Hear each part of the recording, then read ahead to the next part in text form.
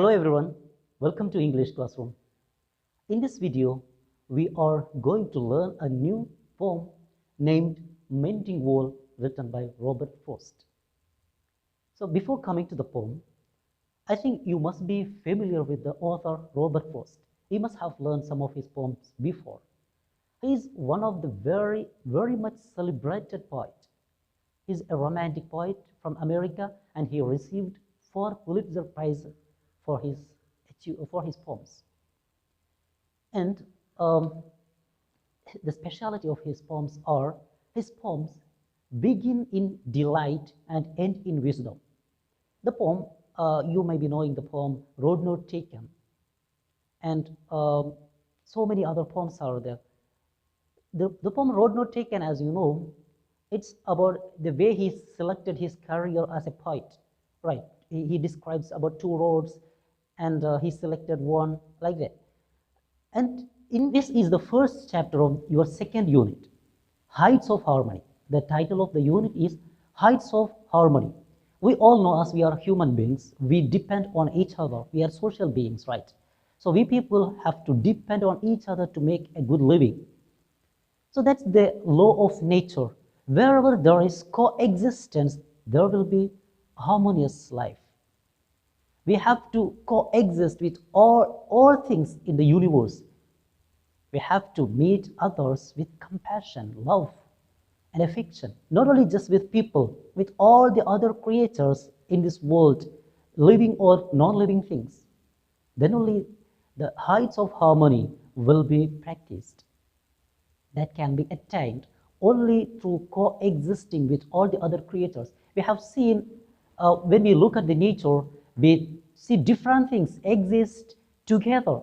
The beauty of nature, as we learned in last class, in +1 classes, right?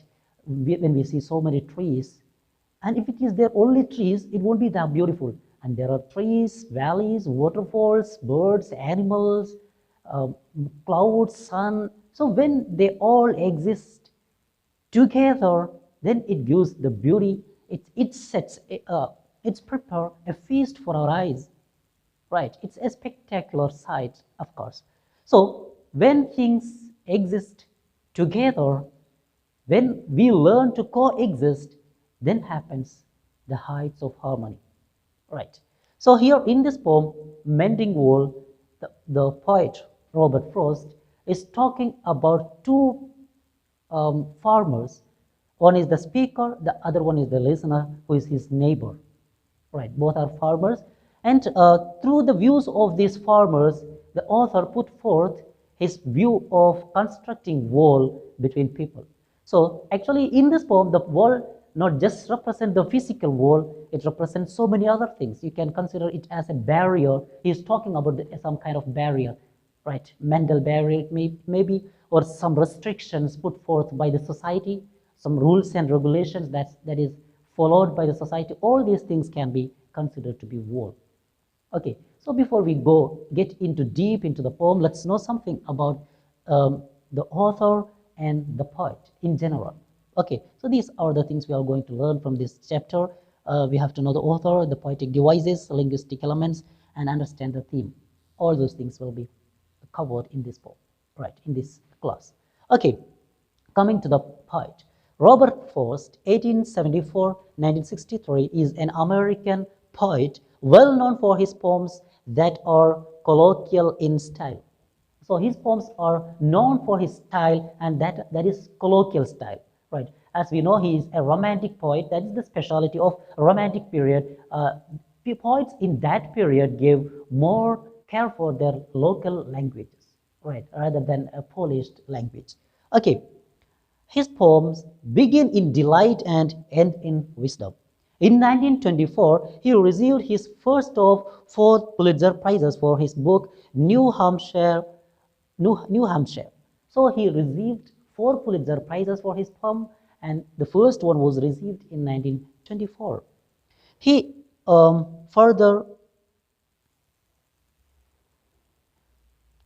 won his other Pulitzer Prizes for collected poems in 1931, Further Range 1937, and A Witness Tree in 1943. Stopping by the wood on a snowy evening and road not taken are two among his famous poems. Right, stopping by the woods on a snowy evening. You must be familiar with the quote, miles to go before I sleep. Right, I have so many things to get done before I relax.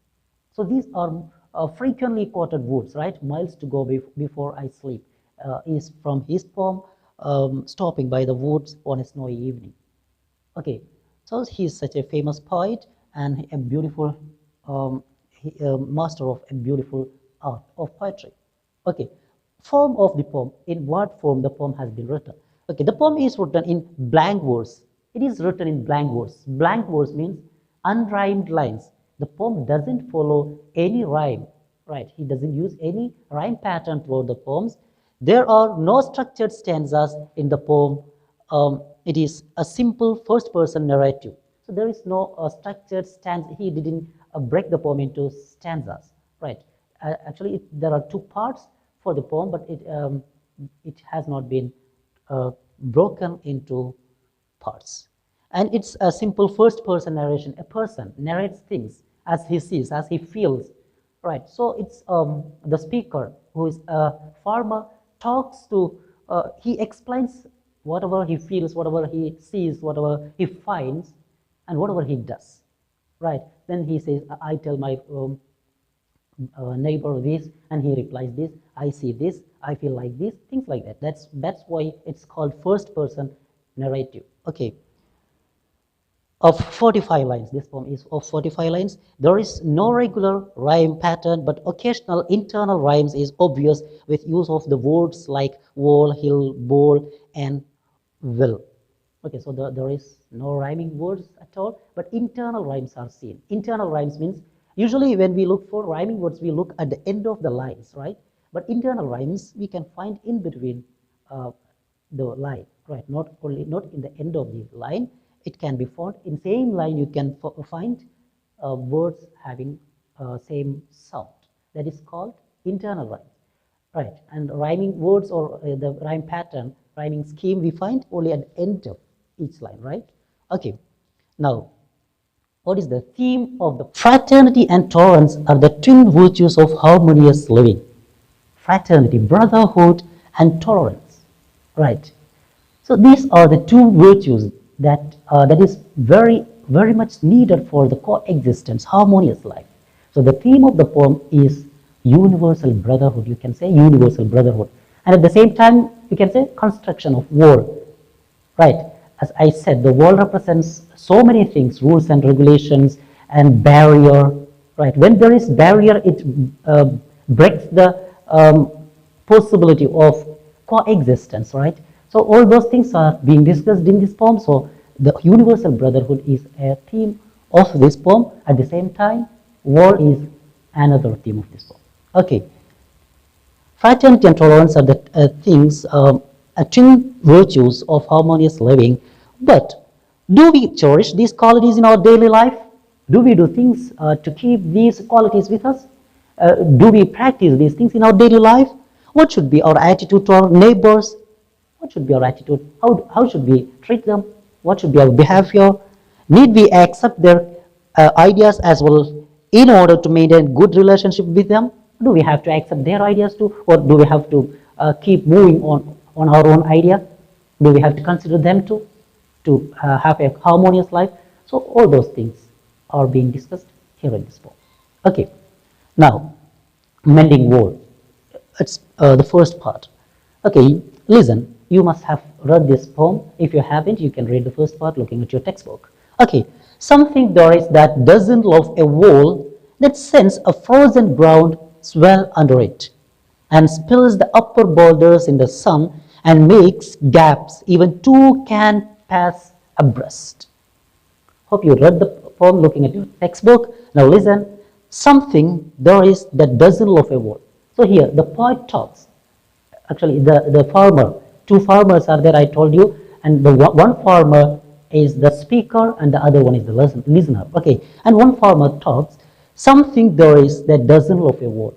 There is something in nature who doesn't love a wall. He doesn't want wall to be built, and he doesn't mention what is it. He's sure that something is there, but he does not know what, right? Something there is that doesn't love a world. Some powers in nature doesn't love a world, doesn't want worlds to exist, right? So as I said in the beginning, world represents not only world. Here he is talking about the world, but it can be interpreted in different ways, right? So there the worlds can be the worlds that happens between minds. How can war exist between minds? You can see so many people nowadays. They travel together, they sit side by side, but each one will be busy in their own world. They do not speak each other. All of them will have their own mobile phones to be busy with, to engage themselves, right? So even after traveling together for hours, they do not speak each other. They do not get introduced to each other because there is a war between them. But that war can't be seen, but there is a meaningful war, right? A mental barrier is there. So those things that also can be said here. Nature doesn't want wars to exist. That's why that sends a frozen groundswell under it. Something there is in nature who doesn't love a war, and that thing sends a frozen groundswell under it.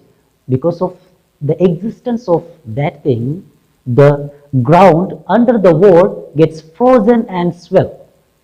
After the winter season, the land, bottom of the wall gets frozen and it swells. Swells means become larger and larger and swells.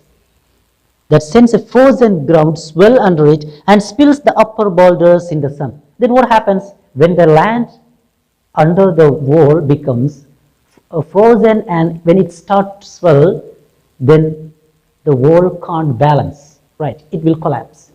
It will be split, right? So the wall is and spills the upper boulders in the sun. So the wall was constructed using boulders, stones, right? Boulders, and boulders, you all know, stones in globe shape, right? So this wall was constructed using boulders, and as the mud or the land under the wall gets frozen, and as it started to swell, then all the boulders on the wall started to fall down.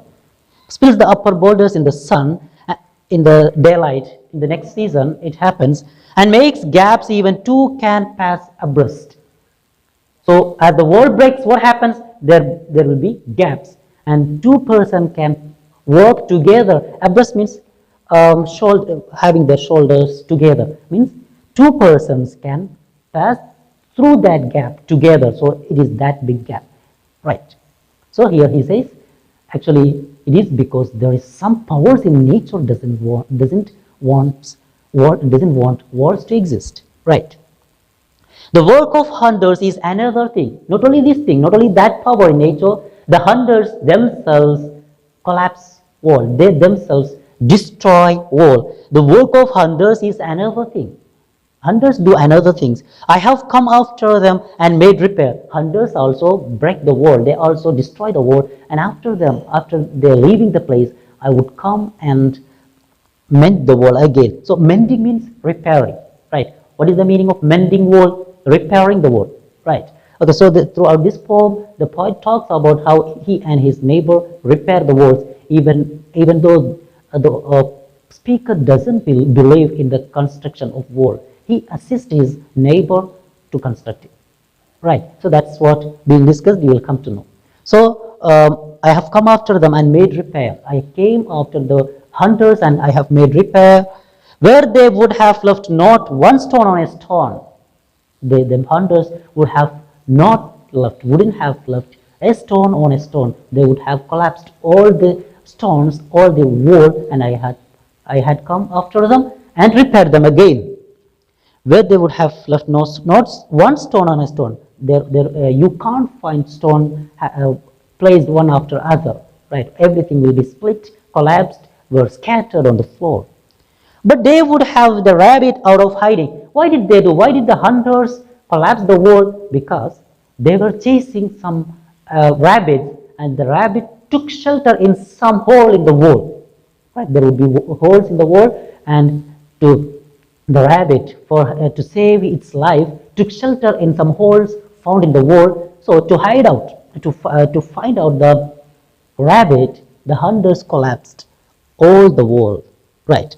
But they would have the rabbit out of hiding. They could get the rabbit out of its hiding to please the yelping dogs. Why did they do so? Why did they want to search why do they have to search for the rabbit? It is to please their yelping dogs. So along with the hunter, there would be so many dogs. They grow, right? Why do they grow dogs? Because they use dogs to hunt. So usually it is the dogs who catch rabbits, not the master, right? But here, comically, the poet uses the hunters themselves catch the rabbits in order to please their yelping dogs. Actually, the dogs have to please the master, not the master have to please, not the masters have to please the dog, right? Yelping means barking loudly. So the dogs who bark loudly, and the masters wanted to please them, so they would destroy all the wall, taking out the rabbit out of its hiding, right? No one has seen the maid or heard the maid. The gaps I mean, no one has seen the maid or heard the maid. But we find the gaps there, but at spring mending time, we find them there. In springtime, in spring season, when I go there nearby my wall, I see them broken, I see the gaps, but I have never seen who breaks the wall. I had never heard the sound of breaking the wall, but whatever happens, then in the spring season, it is considered to be the mending season, right? That season for repairing walls. So when we go there in spring season, we find the wall broken. We do not know who breaks it. We have never seen, we have never heard, right? No one has seen the maid or heard the maid. The gaps, I mean, he's talking about the gaps. Nobody has seen who made the gaps. But at spring mending time, we find them there. But anyhow, in springtime, when I go there, I find it broken. Okay. Frozen ground. The meaning, frozen ground swell means tremor that shackles the wall, a small earthquake. So the wall, the mud under the wall gets frozen and it becomes swollen, swells, become bigger and bigger. Then the mud under the wall gets loosened, on account of which the whole wall gets collapsed. Spill means let fall, scatter, right? Boulder means massive rock, big one, globe-like. Okay. According to the author, there is an invisible thing that doesn't love the existence of the wall, and there is a wall already, right? As we said, some powers in nature doesn't love wall. The second problem is hunters. He also damages the wall to catch the rabbit. So not only the invisible power, there is another thing which break the wall. It is the hunters. Nobody is sure who made the gaps, but they find it at the time of mending, both speaker and his neighbor. So nobody has seen who made the wall, but in springtime, when the author along with his neighbor meet to mend the wall in spring season, they find it there. I let my neighbor know beyond the hill, and on a day we meet to walk the line. So the speaker, the narrator, one day he will let his neighbor know that on a particular day we should meet nearby our wall and we should mend it. So especially in spring season, they select this day, and the speaker informs his neighbor to meet there. I let my neighbor know. I inform him. Beyond the hills, where is he? He's beyond the hill, and one day we meet to walk the line. And on a particular day, we together walk the line and set the wall between us once again.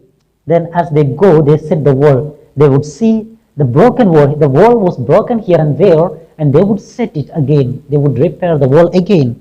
We keep the wall between us as we go. And as they continue their walking, they keep the wall once again strong, once again mended. Right, they keep the wall again there. To each the boulders that have fallen to each, and they would collect the fallen stones. We have already told that the nature itself, or some hunters, break the wall and spill the boulders on the ground. They would pick up the stones and would paste place one on the other to mend the wall again. We keep the wall between us as we go, to each the boulders that have fallen to each. Each boulders they would collect and keep it one on the other one. And some are loaves and some are nearly balls. Here the author, here the poet says about the shape of the stone. Some are loaves. Some stones are loaves, flat just like a loaf of a bread. You have seen a loaf of a bread, right? It's flat one. Some stones are loaves. Loaves is the plural form of loaf, right? So some stones look like loaves, and some are nearly balls. Some other stones are just like balls, globe-like structure. Some are flat, some others are globe-like. So this is an example for metaphor too, right? Because here the poet compares the stone to loaves and balls, and he doesn't use the word like or as. So it's an example for metaphor. Okay, some are loaves and some are nearly balls. So he says the shapes of the stones are different. Some are flat and some are globe-like. We have to use a spell to make them balance. So as all the stones are having different shapes, it is very difficult for the speaker or his neighbor to balance the wall, because it's not that easy to keep the boulders, keep a globe-like stones one on the other. It will definitely fall, right? So we have to use some spell, some kind of magical words they had to use to make them balance. They had to use some chanting, some magical words to make the wall balanced. Stay where you are until our backs are turned, they say to the stones. The author, the speaker, addresses the stone, and he says, stay where you are until our backs are turned. So the speaker is not that serious about constructing this wall. He doesn't like the wall, right? We will come to know what is his attitude towards constructing wall and what is the attitude of the neighbor towards constructing wall. We will come to know. He would say, the speaker would say to the stones, stay where you are until our backs are turned. At least until we turn back, you stay there. After turning back, you can fall, we never care. But at least until we turn back, you just stay there. So this is an example for personification. You all know what personification is, right? Personification is to attribute human qualities or qualities of a living thing to non-living things.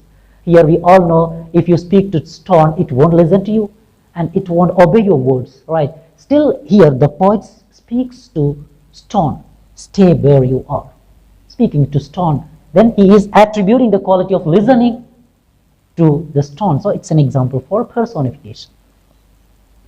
We wear our fingers rough with handling them. So we will pick the stone and place it on the other, again it would fall. Again we will have to do the same practice again and again, and we get our fingers rough with handling them. Always handling, right? Continuously by handling the stones, continuously you'll get your fingers rough, right? So we get our fingers rough handling them, but still the wall can't be constructed again. So through all these places, the speaker mocks the practice of constructing wall, right? Here you can say, he says he had to use some kind of spell, some kind of magical words. Do you believe that by saying some magical words you can balance a wall? It's not possible. He's mocking the practice, right?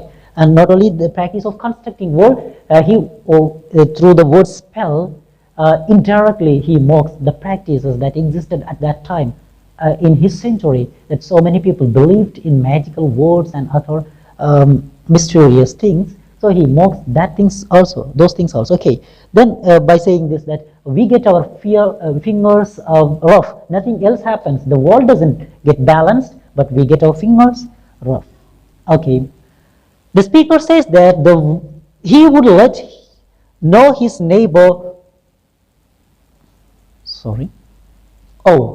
Just another kind of outdoor game, one on a side. It comes to little more. There where it is, we do not need the wall. He is all pine and I am apple orchard. My apple trees will never get across and eat the corns under his pines. I tell him, he only says, good fences make good neighbors. So, as I said before, the speaker, he opposes the idea of constructing wall. He thinks that there is no need of wall at all. It is a foolish practice to construct wall, and that's why he thinks that there is some powers in nature who doesn't love a wall. Just opposite to his thought, his neighbor wants to construct the wall as he believed good fences make good neighbors. He thought that by constructing wall or by keeping the fence between two property, you can maintain good relationship. That's what he believed, right? Or just another kind of outdoor game. For the speaker, it is just an outdoor game. It's nothing so serious. He doesn't want the world to exist. Actually, that's why he says to the son, stay where you are until our backs are turned. After turning back, you can fall, we never care. We are not going for mending it again. But at least until then you can stay. And here he says it's just like an outdoor game, one on a side. There are so many games where two opponents are placed either side, right? In badminton, you can see one will be in that court, the other one will be here, right? So two persons standing either side of the court and play. So for him, it is just like that game. One standing this side of the wall, the other one the other side. It is just like a game. It comes to little more. It is nothing more than a game. It's just a game. It's nothing more. Here little gives the negative meaning. Okay, it's nothing more. Where it is, we do not need the wall. He says, where the wall is, we do not need a wall. At the place where the wall exists, we do not need a wall actually. There is no need of a wall. It's an unnecessary thing to construct a wall in that particular place. Why? Because he is all pine and I am apple orchard. My neighbor is cultivating pine trees. In his property there are pine trees and in my property there are apple trees. Right? And my apple trees will never get across and eat the corns under his pine. My apple trees will not cross the border and eat his pine. It is easily understandable, it's easily distinguishable that both properties can be easily distinguished because the speaker is having apple orchard while his neighbor is having pine trees, right? So he mockingly says, my apple trees will not cross the border and pick the corns under his pine trees. Then why should we construct wall here, right? He opposes the idea of constructing wall. My apple trees will never get across. This also can be an example for personification, right? Because the apple trees are not in the position of walking, right? Will not cross, it can't go behind it, right? So an example for personification too. My apple trees will never get across and eat the corns under his pine.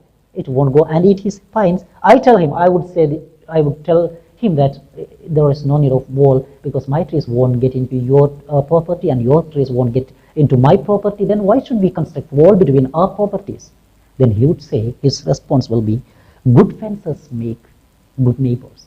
He only says, whatever he says, the response of the neighbor would be, good fences make good neighbors. If you construct the wall properly, if you keep the fence between your properties good, it will help you to keep the relationship between your friends or your neighbors sound and healthy. Right, that's what he believed. So it is clear from these lines that the speaker of the poem is evidently against the idea of constructing wall. He doesn't want the world to exist, while his neighbor is adamant in his view, and he believed that good fences can keep your relationship warm. Okay, the speaker feels this is some sort of explanation, right? In between comes, you don't get it to be the lines from the poem. The speaker feels it as an outdoor game. For him, it's an outdoor game. Two people in either side. For him, the wall is not necessary because he doesn't take the wall to be a necessary thing. Because his apple trees would never go across to eat the corns of neighbor's pine. As we said, his apple trees will never get across to take the corns of his pine trees. But his neighbor always says, good fences make good neighbors. He believed in this idea, in this notion. It was given to him from his parents that his neighbor used to be an uncivilized man. He will never change his attitude. He believed whatever he heard from his father was right. Right. This notion was handed over from generation to generation, and he got it, and he was not ready to make any change from whatever he received from his parents. At the same time, the speaker, he believed in innovation, in novel thoughts, right? So he thought, here there is no need of war. Then the remaining parts of the poem. Spring is the mischief in me, and I wonder if I could put a notion in his head. Spring is mischief in me. The season, spring is the mischief. It's a mischievous season for him because in spring season he finds the world broken, right? Only in the spring season he finds it. And in the spring season, it is in the spring season that both the neighbor and the speaker meet to construct the world again. So as for him, the spring season is a mischievous one. Something makes pranks, right? And I wonder if I could put a notion in his head. And I always thought, can I put a notion, an idea in his head? If I talk something, can he understand? Can he bear it in his mind?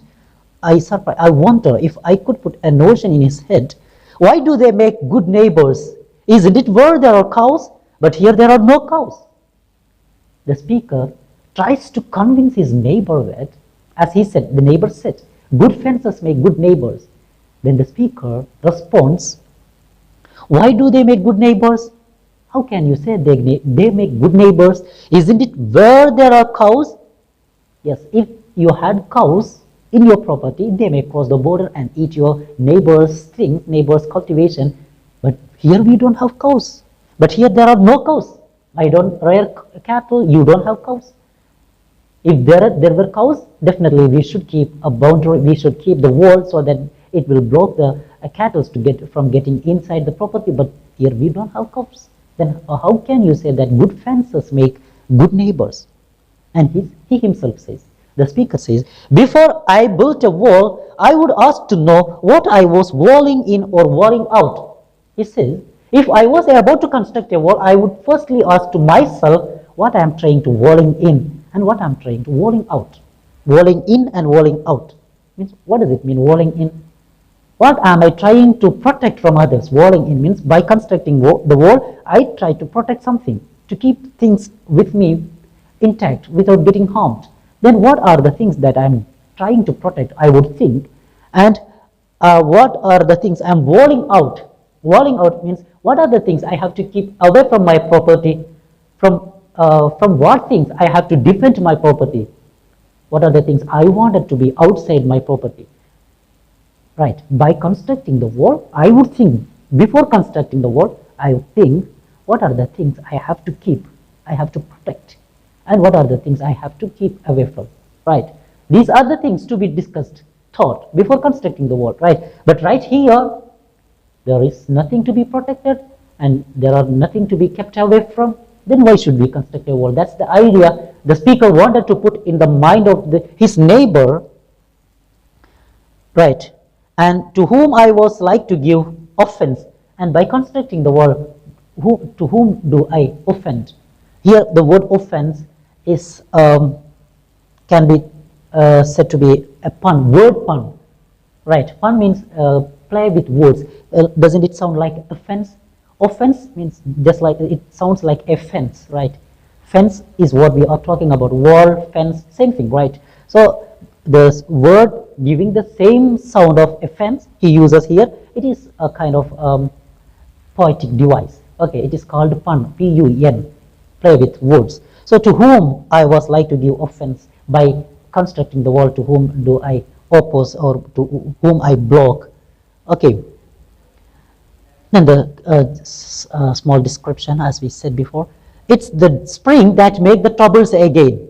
It is the spring, right? It is in the spring that is found there. The poet wants to ask the neighbor why we need the wall.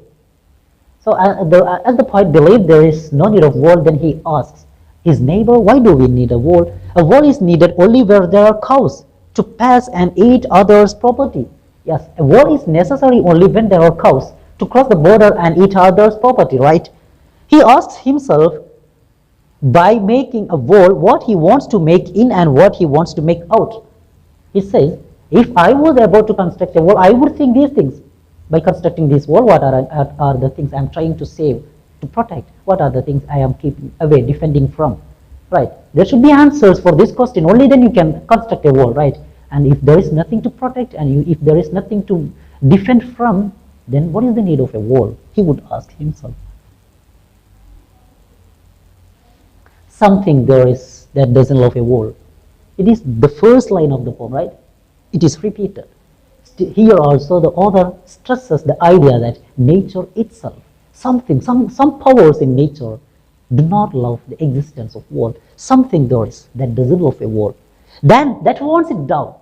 The nature itself, the power itself wants the world down. That's why they see the broken walls in every spring. They do not hear the sound. They do not see the someone breaking the wall. But in spring season, they see the gap there, right?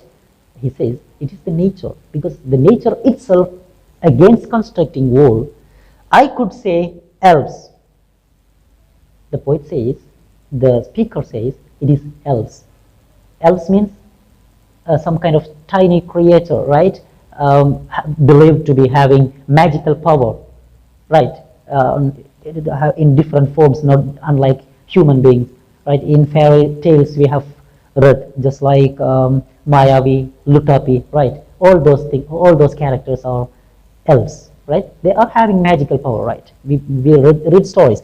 So he says, the speaker says, those all the things done to the wall was done by some elves. Some elves broke the wall. I could say elves to him. I would say to my neighbor, it is done by elves. But it's not elves exactly.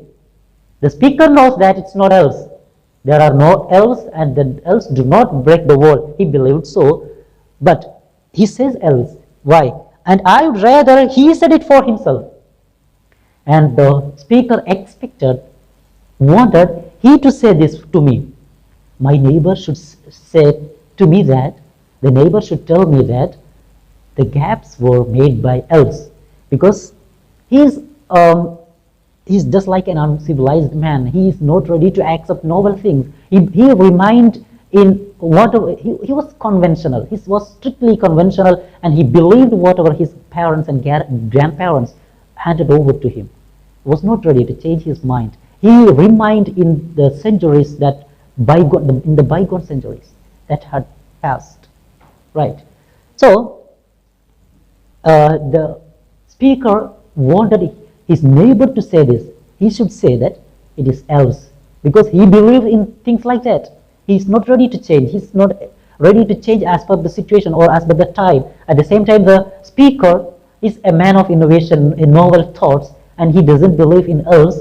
And so he mockingly says that these gaps were made by elves. I see him there bringing a stone grasped firmly by the top. The speaker of the poem, see him there. I see my neighbor there. What is doing? Bringing a stone. He is bringing a stone grasped firmly by the top. He has caught the stone on the top firmly in each hand, like an old stone savage armed. So as he was bringing the stone to mend the wall, he sees his neighbor just like an old stone savage, a savage, uncivilized man in old Stone Age. You must have learned the Stone Age in your history, right? In your lower classes, you have learned Stone Age. And in those period, people used a stone as their weapon, right? You have seen the images in your history books, I believe, right? So at the time of Stone Age, they used stone as their weapon, and they were uncivilized. They do not know how to treat with people, with animals, right? So they were rough, and they were not that knowledgeable, and they couldn't adopt novel things to their life. And just like that, the speaker sees his neighbor just like an old stone savage. As he was bringing the stone to mend the wall, he was grasping the stone, and he looked like an old stone savage. Why does the speaker believe so? Because he's an adamant. He is not ready to change. He believed in all the things that were given by his forefathers, right? Not ready to change as per the situation. So he is just like an old stone savage, armed. Armed means he's having the stone. Stone was their arm, weapon, right? So just like a uncivilized Stone Age man having his arm tool with him. So it's an example for simile. You see the word like here, right? So when we compare two things using the word like or as, it is said to be simile. Here his neighbor is compared to an old stone savage, so it's an example for simile. Okay. He moves in darkness, as it seems to me. And I see him, he's moving in darkness, in ignorance. Actually, the darkness, not of woods only and the shade of trees. He is moving in darkness, but that darkness not only that of shades or shade of trees or because of the wood. It's not because of the wood or because of the shade of the trees, but it is some other darkness. The poet means that his neighbor is in complete ignorance. That is the darkness he sees here, right? He moves in darkness, as it seems to me, not of woods only and the shade of trees. Some other darkness has engulfed, covered my neighbor. That's what he says, that's ignorance. He does not know many things, right? He will not go behind his father's saying. He will not go behind. He will not think out of the box. He will never think out of exceeding the limit that was set up by his parents, right? He will never go behind his father's saying, whatever it is he believes. And he likes having thought of it so well, and he feels proud of that, thinking that I am such an obedient guy, I will never go behind my parents' thought, whatever it may. Sometimes you will have to think practically, right? Everything cannot be practical everywhere, right? As per the situation, we will have to tackle things, right? Otherwise, we will be a failure. So, and he likes having thought of it so well. He thought, I will never go beyond my father's thought or saying, so I'm such a great guy. He felt so proud about it. And he says again, good fences make good neighbors. So whatever notion, whatever idea the speaker wanted to put in his mind, he will never change. He will repeat his words, good fences make good neighbors. Okay, so that's the poem. So here the author, Robert Frost, wanted to give us two ideas. Through the words of the speaker, he wanted to convey that rules and regulations are unnecessary things, right? And barriers, not only rules and regulation. The word here stands for, as I said in the beginning, barriers and the blockages put by the society and rules and regulations. All these things are said to be word here, right? Are unnecessary things. That's the thought of the speaker. While the other one, his neighbor, was completely opposite to his thought. He believed that rules and regulation or barriers or blockages are necessary things, and it will keep our relationship warm and intact. Right? That's what two ideas shared by the poet through the two different characters, but he didn't support any of this. And we also can't say world is an unnecessary thing or rules are unnecessary things. We can't say. There are times when rules and regulations are important, and there are some other places where we will have to break the laws in some particular places, right? So both situations happens, right? So that's what being shared through the poem. Anyhow, the poet didn't support any of these views. He shared both views through two different characters. Okay. At the end of the poem, the poet repeats his thought of something that doesn't like a word. The very first line we began the same word, something that doesn't same line, something there is that doesn't love a word, and it is repeated again. He likes to say that it is a spirit, but it is not a spirit, maybe himself. He says it's some kind of else, and he himself believes that it's not else, but he says it to mock his neighbor, because he may believe if he says it's else, then he may believe, that's why. Anyway, the neighbor continues to build the wall, and he will follow the philosophy of his father that good fences make good neighbors. Good fences, okay, not food, it's mistake, typing mistake. Good fences make good neighbors. That's what his neighbor believes. Then what are the poetic devices we came across? We came across so many poetic devices, right? Metaphor, so many metaphors, the word which isolate the people. Then the word in the poem itself is a metaphor. I told you the word stands for any blockage, any barrier. Okay, so it's a metaphor. Simile, neighbor compared to a savage. I show you the place. The neighbor is compared to a old stone savage. It's an example for simile. Personification, stay where you are until our backs are turned, is an example for personification. I explained there. Okay, and some other example for metaphor, some are laws and some are merely balls, are examples for metaphor. And some other example for personification, as I said, my apple trees won't get across those area, they're the poet attributes, the qualities of human beings to the trees. So it's an example for personification too. Okay, that's all about today's lesson. Hope you understood. Read the chapter very well again and again, and watch the video if needed. Necessarily, if needed, you can watch it again and clear your doubts. Thank you for watching. Have a great day.